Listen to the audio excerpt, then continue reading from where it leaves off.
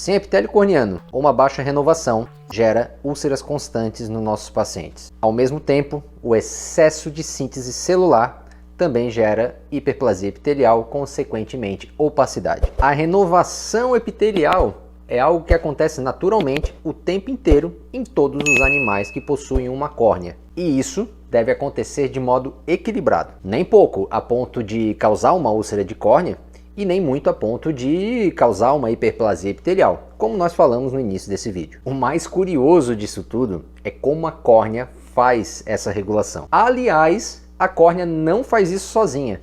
Há uma participação gigantesca da lágrima e da glândula lacrimal em todo esse processo. E toda essa renovação só é possível por conta da presença de células tronco no limbo em uma região chamada paliçada de Vogt. Aliás, eu fui saber o que era uma paliçada depois que eu conheci essa estrutura. Para quem não sabe, paliçada é um entremeado de cercas, é como se fosse uma estrutura militar. Eu acho que essa estrutura no limbo não tem nada a ver com uma paliçada, mas isso é um assunto para outra hora. Todo esse processo de renovação, ele segue uma teoria chamada XYZ, no qual células chamadas células transientes amplificadoras dão origem às células basais do epitélio da córnea. E essas células vão migrar de maneira centrípeta, dando origem depois a um outro grupo celular. E esse processo, esse primeiro passo do processo, é o X dessa teoria. O Y é a resultante dessas células, ou seja, as células basais vão se multiplicar e elas vão superficializar, principalmente as células que já são mais velhas. E essa parte, essas células dão origem a um outro grupo de células chamadas células alares. Esse passo é o Y. E mais tarde, depois que essas células alares progridem para as células escamosas e depois essas venham a descamar do epitélio, esse processo é o Z. E aí vem a pergunta, né? Porque quem já estudou oftalmo sabe que isso é um consenso de certa forma. Mas por que ainda é chamado de teoria? Porque alguns trabalhos dizem que a região central da córnea é de certa forma independente do limbo. Mas a gente não vê isso muito aplicado na prática. Então, por enquanto, vamos fazer valer a teoria do XYZ.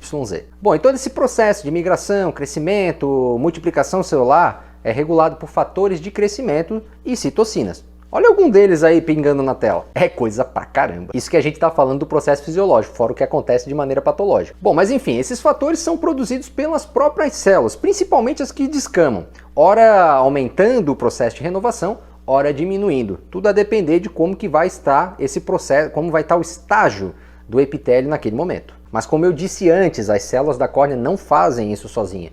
A gente tem uma grande participação da glândula lacrimal e, consequentemente, da lágrima em todo esse processo. E, cara, quem nunca estudou sobre isso não tem noção da importância que a lágrima tem nesse processo, tanto produzindo substâncias anti-apoptóticas quanto pró-apoptóticas. E esse é um dos motivos pelo qual tratar a síndrome do olho seco somente com lubrificantes é ineficaz. Aliás, se a gente fosse fazer ou manipular um colírio com todos esses fatores de crescimento, ficaria impraticável, ficaria caríssimo. E lembra agora há pouco quando eu falei das questões da produção dos fatores de crescimento a nível patológico?